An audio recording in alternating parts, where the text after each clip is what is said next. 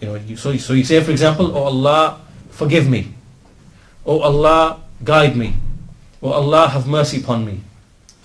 So this is dua ul mas'ala, where you are asking for a specific thing, whether it is related to this world or the hereafter. So even if you said, "Oh Allah, grant me a righteous son. Oh Allah, help me pass my exams. Oh Allah," when you ask something from the dunya or something from the hereafter, this is what we call dua ul mas'ala, the dua of need, the dua of asking for something. This is one.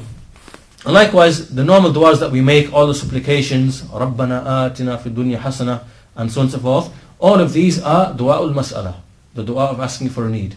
This is the first type of dua. The second type of dua is the dua of ibadah, and what this means is, this applies to every other act of worship.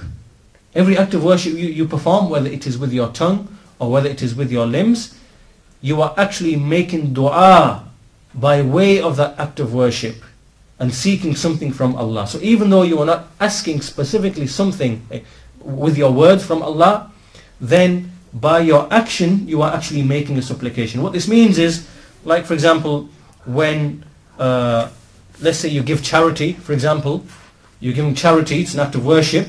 By giving charity, it is as if your body is speaking, even though it's not speaking, your tongue is not speaking, your body is not speaking, but it is as if by way of this action you are making dua to Allah for reward or for forgiveness. And therefore this means that every single act of worship is in fact a type of dua. Every single act of worship is a type of dua.